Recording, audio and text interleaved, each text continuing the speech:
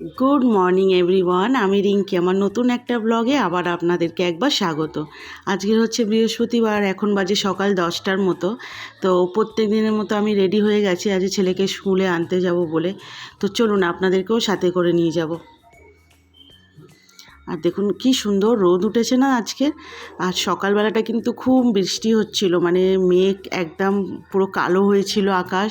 যখন বাবু মানে আদিদেব স্কুলে যায়, ও তো 7টার সময় বেরোয়, তো তখন কিন্তু বৃষ্টি নেমেছিল, ওকে রেনকোট পরিয়েই পাঠিয়েছি।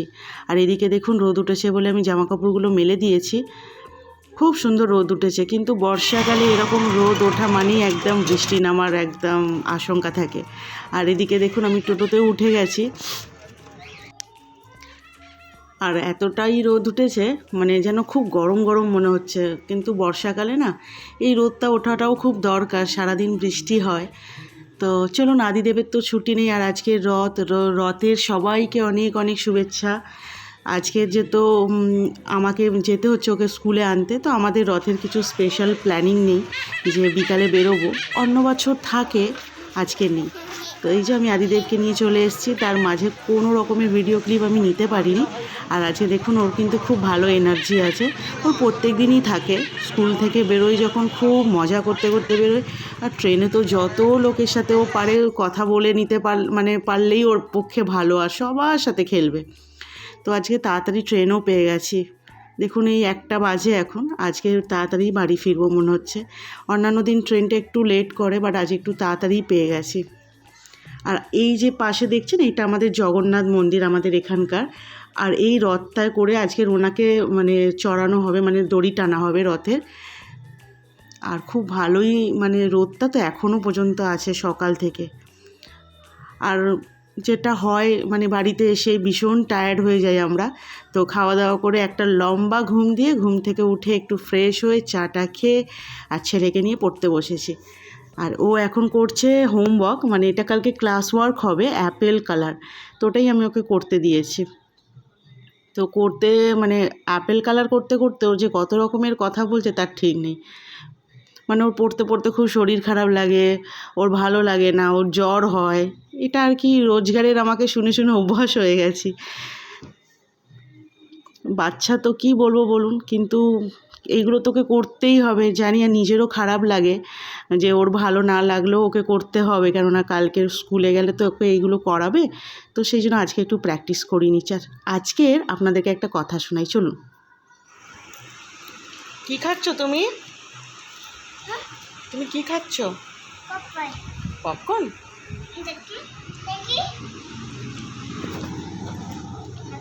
আচ্ছা, একটু পরে দেখাবো। তোমার পপকর্ন খেতে ভালো লাগে তাই? তুমি পপকর্ন খেতে ভালোবাসো?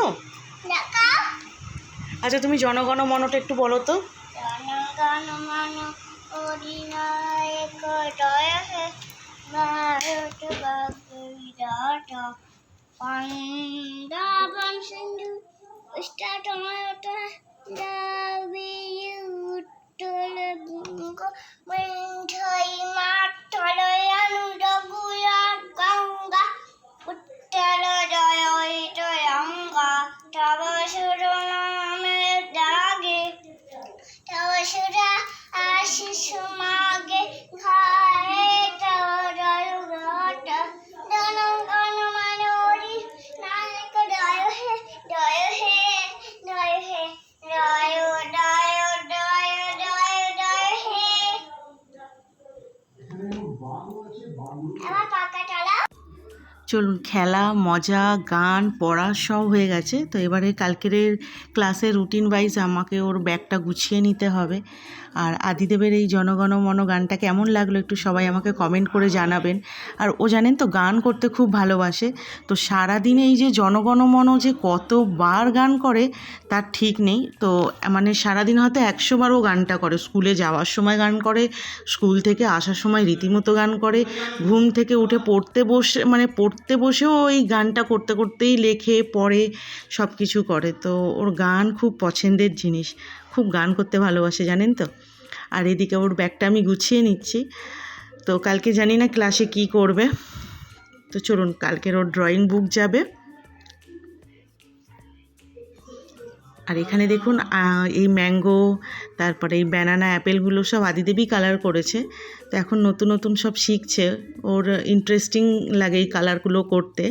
আর এই ডায়েরি, কালার পেন্সিল আর এই কালার বুকটা আমি দিয়ে দেবো কালকের রুটিনে।